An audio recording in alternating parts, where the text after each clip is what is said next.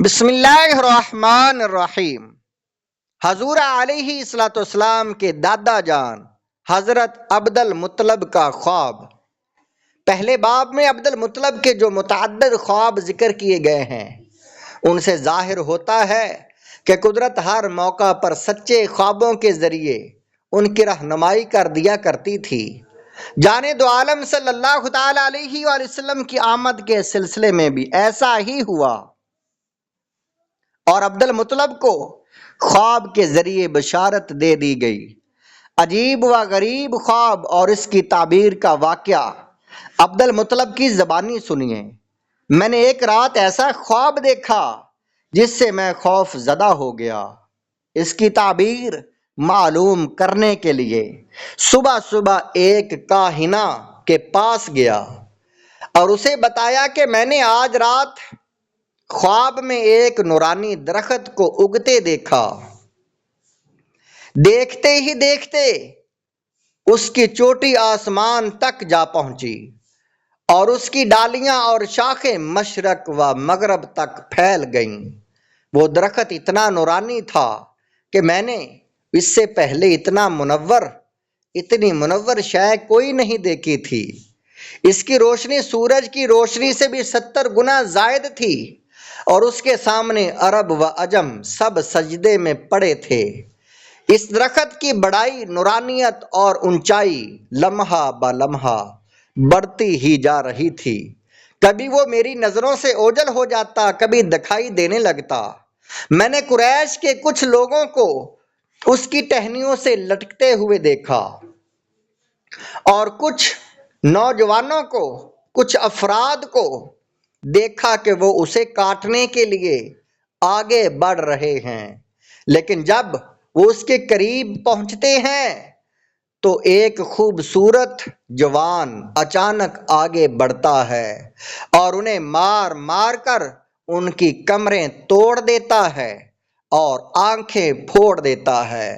وہ جوان ایسا حسین و جمیل تھا کہ اس طرح کا حسین میں نے پہلے کبھی نہیں دیکھا تھا۔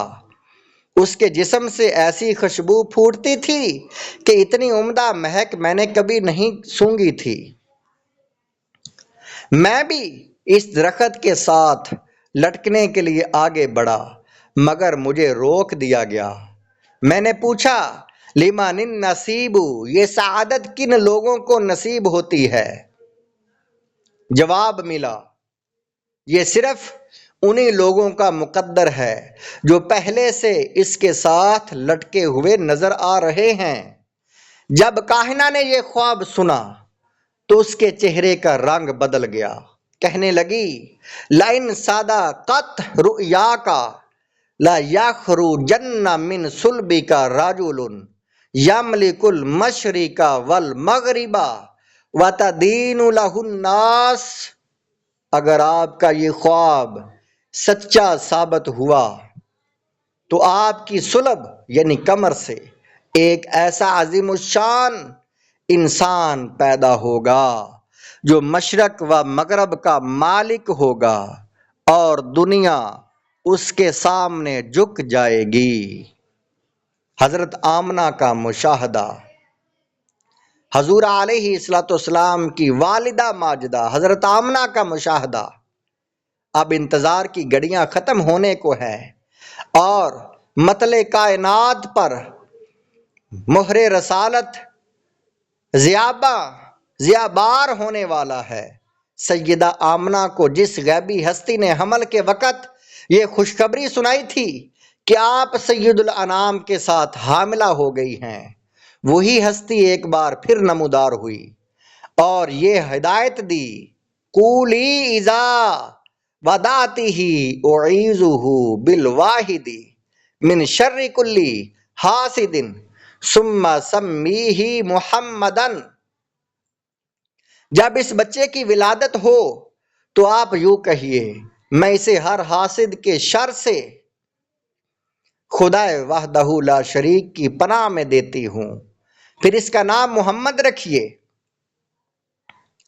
وجہ تسمیہ، محمد کے معنی کا کیا مطلب ہے، نام کا کیا مطلب ہے، کیا معنی ہے؟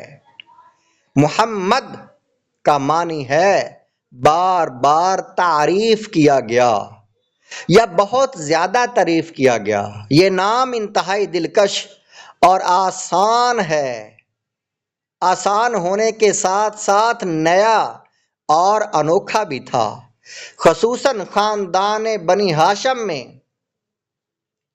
تو اس نام کا سرے سے کوئی آدمی نہیں گزرا تھا۔